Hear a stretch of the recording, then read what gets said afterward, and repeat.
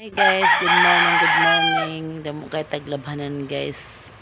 Karon guys, naggulpi kay taglabhanan kay tungod kay ngano guys, simbaha na sa mga tungod sa bagyo. Karon guys, kay ang problema nato ron guys, kay wala tay tubig guys. Wala tay tubig tungod kay naputol ang pinakadako nga main nga tubo sa may salog. So naepektuhan ta guys kay kung mo naputol dito ang tubig wa naming awas karon wa na tay awas ron guys, mga tupatanig salog manlabata nga to sa salog ka medata sa itong mga labanan gulpi atong labanan to sa kay ang mga pagbaha adto sa gabi guys kusog sa uwan. Damo may mga bado nga gipan butang gipan drapo na mo dito sa may kuan guys sa baha.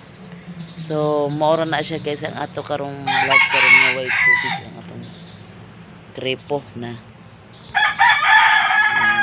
Grepong ay tubig ang atong grepo karon guys. So maura na siya guys karon ang atong update.